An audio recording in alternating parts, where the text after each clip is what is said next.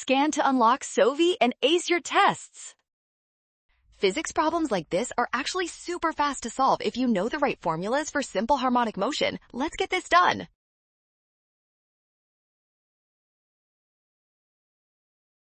First, remember that the spring period depends on mass and the spring constant. Increasing the mass makes the spring oscillate slower, which helps bring its period closer to the pendulum's time.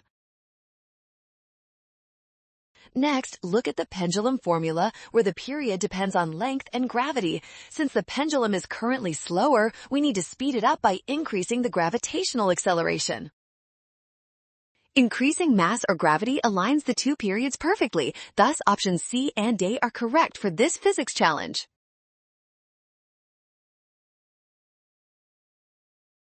Well done! Scan the code. You can learn better with Sovi. Avoid a rush and check steps to trust the given formulas for success.